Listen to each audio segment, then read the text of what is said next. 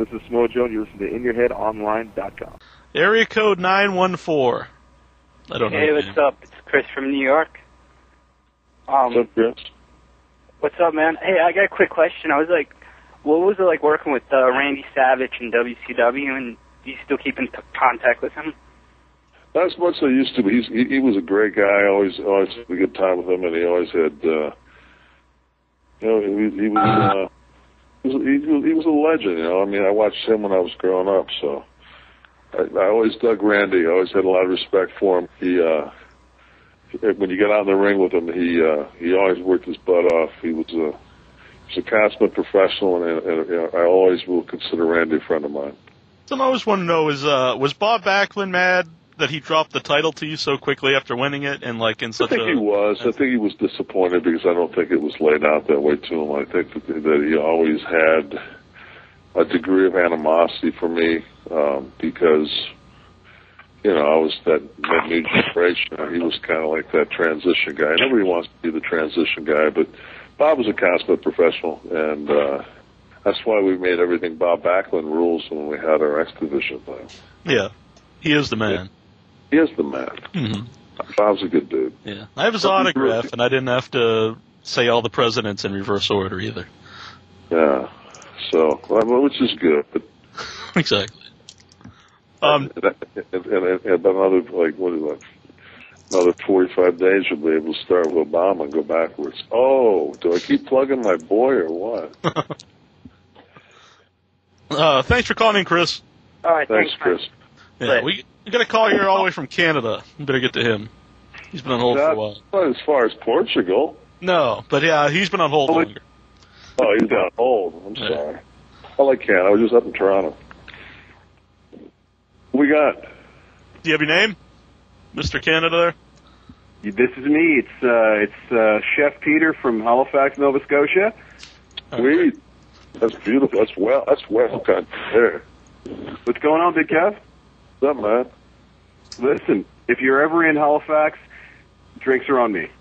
I haven't been in a while, but I love it up there, especially in the summertime. God, it's gorgeous.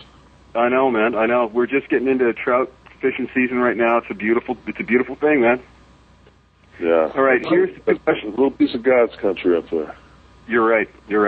Mr. Nash, first of all, thanks very much for all your years of service. You are a great ring general. And I have a couple of questions I want to ask you.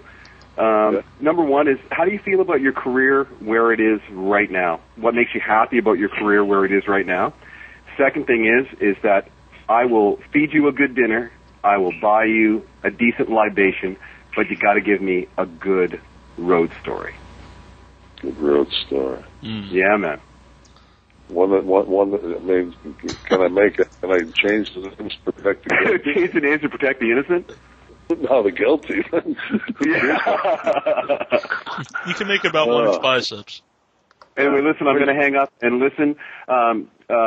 Kevin, thank you so much for all your years of service, man. You know, I don't mark out for very many, but I got to say, you're top of the drawer, man. Top drawer. Thanks, man. Thanks for calling, Peter. Cheers, man. That kind of makes me happy because the top of the drawer of my house is the sex toys. Makes me feel kind of good. Yeah. There. Well, it might be slang for his. He might call Big Sexy. What the hell? Huh. See, his first question was where I think about my kid. You know what? At 49 years old, and I mean, I was an athlete for my entire life. I was basically done before I got into wrestling as far as just injury-wise. My knees were pretty shot. So to get 20 years on top of that and still be able to do it and still, more than anything, be able to go and sit in the locker room and laugh with some friends and get paid. I'm ecstatic where my career's at. And I don't have any road stories. I mean, because road stories kind of have to happen. You have to be in the mood to tell a road story. Right. So it's like, kind of, I don't. Any chance of ever seeing the Kevin Nash autobiography out? No, I've got a son, and I mean, I would want my son to realize Bob was a pirate. I'm going to raise that kid if he'd be like, yeah, but Dad, in Chapter 3, I understand that, son, but that. Alex here. Do you have a question?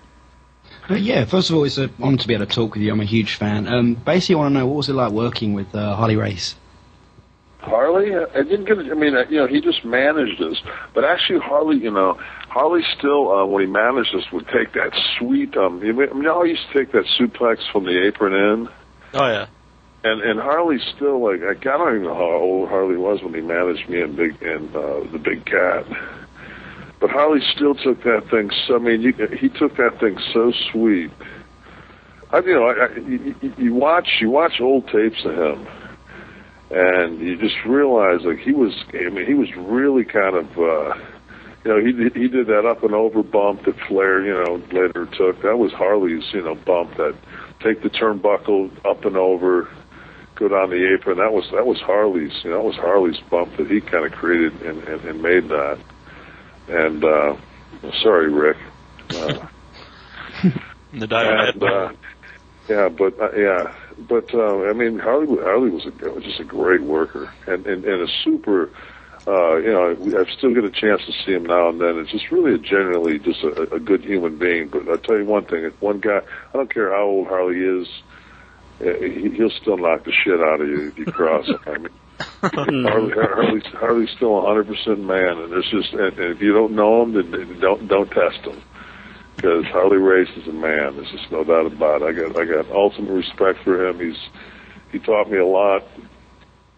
I will tell a quick Harley Race story. We were leaving the old Capitol Armory, Washington Armory in Washington, D.C., and we were trying to get back to Baltimore, and Harley was going about 100 miles an hour down the middle of downtown Washington, D.C., and the cops pulled him over.